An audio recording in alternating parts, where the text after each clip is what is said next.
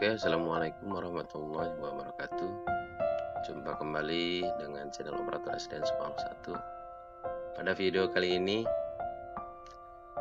kami akan sedikit mengulas tentang Permendikbud nomor 19 tahun 2020 tentang perubahan juknis pos reguler pada Permendikbud nomor 8 tahun 2020.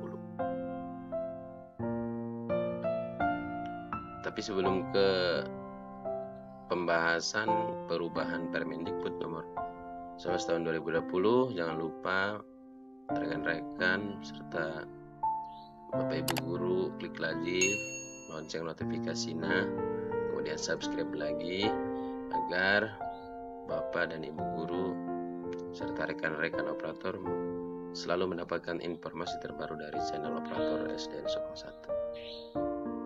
Kita download terlebih dahulu ya Permendikbud nomor 19 tahun 2020-nya. Kita ketikkan JDIH ya. Nah, ini yang bagian pertama, Kemdikbud RI JDIH. Kita cari nomor 19 tahun 2020. Klik cari. Ini dia. Permendikbud nomor 19 tahun 2020, perubahan atas Permendikbud nomor 8 tahun 2020 tentang juknis pos reguler pada sekolah. Kita klik detailnya, kemudian kita unduh salinannya. Kita buka. Nah, belum itu saya mau download kembali Permendikbud nomor 8, nanti kita sandingkan. Jadi di mana perubahannya, di mana penambahannya, di mana pengurangannya. Katanya Permendikbud nomor 19 ini ada merugikan ke honorer katanya. Kita lihat dulu di sini Permendikbud nomor 8 ya. Kita cari. Kemudian ini dia Permendikbud nomor 8 tentang juknis pos reguler. Kita klik lagi detailnya. Terus kita unduh salinannya. Buka ya. Nah, ini Permendikbud nomor 8 juknis pos reguler. Ini Permendikbud nomor 19. Kita lihat dulu Permendikbud nomor 19.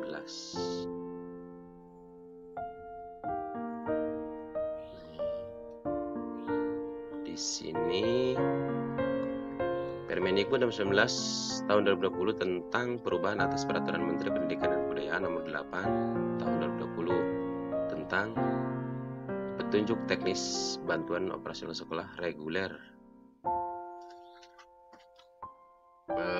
Menimbang bahwa dalam upaya mendukung pelaksanaan pembelajaran dari rumah sebagai akibat dari meningkatnya dampak penyebaran coronavirus COVID-19 terhadap pembelajaran pada satuan pendidikan, perlu adanya perubahan kebijakan. Perubahan kebijakan pembiayaan operasional sekolah melalui dana pos reguler yang diatur dalam Permendikbud nomor 8 tahun 2020 tentang juknis pos reguler. Sini ya. Kita lihat jadi perubahannya itu di mana. Nah, ini menetapkan. Nah, ini perubahannya di sini.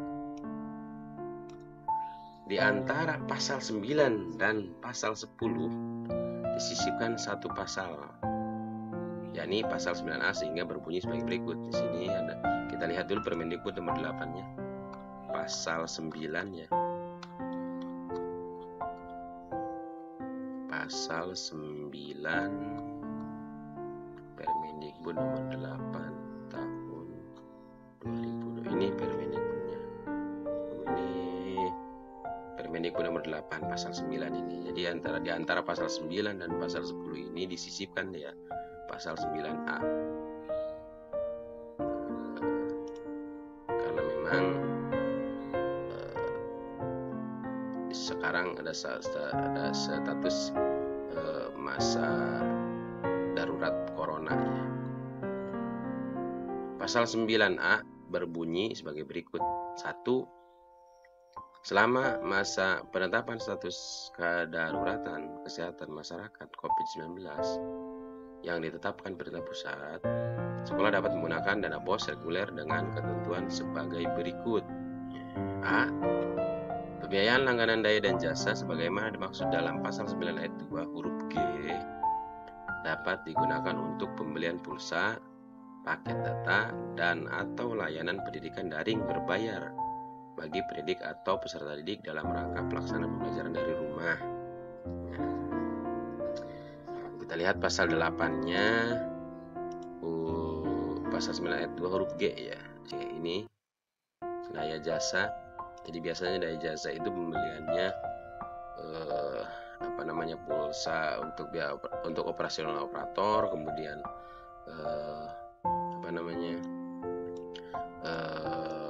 pembayaran listrik, air, kemudian koran majalah. Jadi ini untuk yang ini ditambahkan itu anggarannya pembelian pulsa paket, kemudian untuk siswanya itu bayar pendidikan daring berbayar, untuk gurunya ataupun untuk peserta didiknya, karena memang sekarang sedang darurat COVID-19 ya, jadi kebanyakan belajar di rumah masing-masing. Kita lanjut ke B.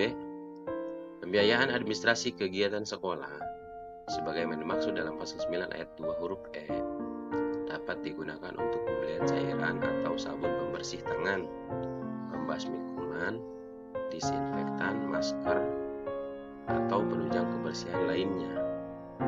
Ini ada penambahan lagi berarti ya, penambahan anggaran. Maksudnya penambahan anggaran ataupun memang nanti dirubah atau ditambah anggarannya di gejlog ya dari anggarannya. Kita lihat pasal 9 ayat 2 huruf E ya. Huruf E ini administrasi kegiatan sekolah. Jadi untuk administrasi kegiatan sekolah ini pembelanjaannya boleh dananya ditambahkan, belanjaan ditambahkan untuk pembelian pembersih tangan, sabun, kemudian disinfektan, masker, atau penunjang kebersihan lainnya. Memang berarti nanti RKS-nya, rencana kegiatan sekolahnya, otomatis ada perubahan karena darurat COVID-19 ya. Ada perubahan RKS pada bulan ini sampai nanti mungkin batas waktu darurat COVID-19 ini dicabut oleh pemerintah pusat. Kemudian kita lanjut ke nomor 2. Nah, ini mungkin di sini ya. Ini nomor 2. Kita lihat. Ketentuan pembayaran honor paling banyak 50% sebagaimana dimaksud dalam pasal 9 ayat 3 tidak berlaku selama masa penetapan status kedaruratan kesehatan masyarakat COVID-19 oleh pemerintah pusat. Ini memang katanya bahwa memang perubahan pada Permendikbud 19 tahun 2020 ini memang katanya itu merugikan honorer. Jadi memang yang tadinya yang diaturan yang di Permendikbud nomor 8 bahwa pembayaran honor itu berapa? Ini 50% ya sejumlah alokasi dana. Tapi di Permendikbud nomor 19 itu bahwa yang 50% itu tidak berlaku selama darurat COVID-19.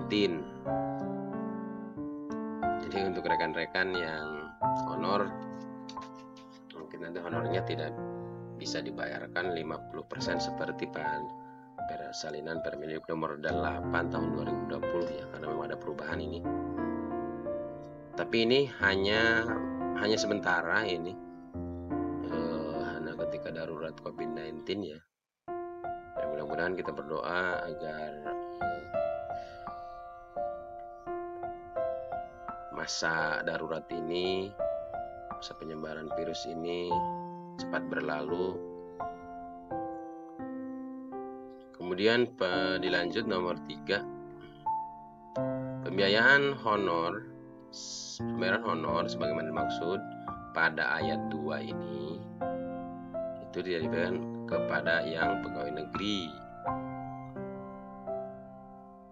diberikan kepada guru yang bukan PNS ya. Dengan syarat, harus memenuhi syaratnya adalah ini tercatat di Dapodik per 31 Desember 2019. Kemudian belum mendapatkan tunjangan profesi, T-nya beban mengajar. Nah ini dia. Jadi walaupun nanti pembayarannya tidak 50%, jadi si honor ini beban jam mengajarnya itu harus memenuhi.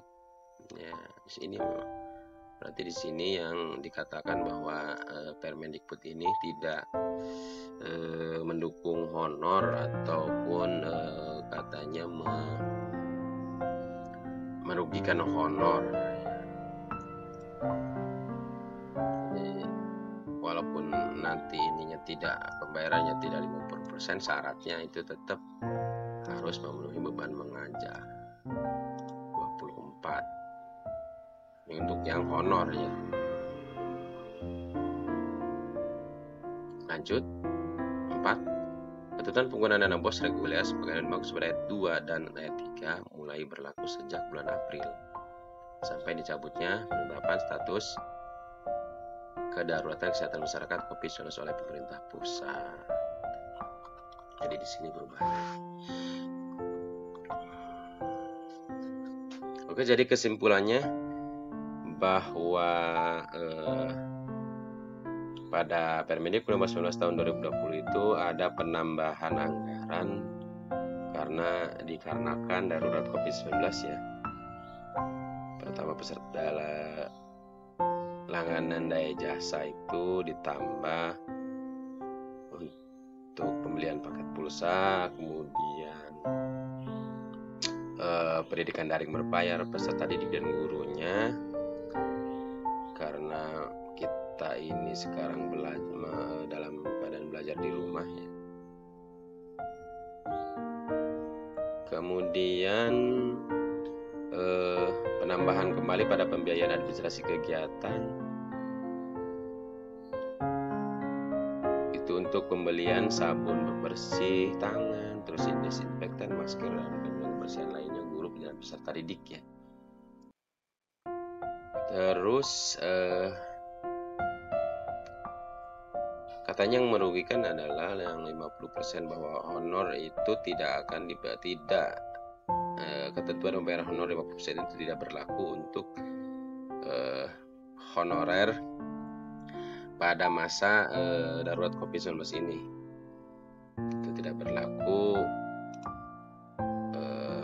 yang di Permendikbud nomor 8, jadi ini tidak berlaku ya untuk pembayaran honor. Walaupun memang nanti bayarnya tidak 50%, jam beban mengajarnya itu harus memenuhi jika ingin dibayar. Ya, mungkin itu saja Bapak Ibu rekan-rekan yang bisa kami sampaikan. Mudah-mudahan yang bermanfaat, dan mohon dimaklum ya apabila ada salah kata ataupun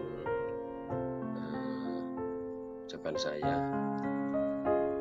Kita sama-sama belajar dan mudah-mudahan bisa dipahami oleh rekan-rekan dan Bapak Ibu guru tentang Permendikbud Permendikbud nomor 19 tahun 2020 perubahan cukis BOS reguler ya. Kemudian jangan lupa subscribe lagi, kemudian tutup lagi lonceng notifikasinya agar Bapak, Ibu, guru, dan rekan-rekan operator selalu mendapatkan informasi terbaru dari kami.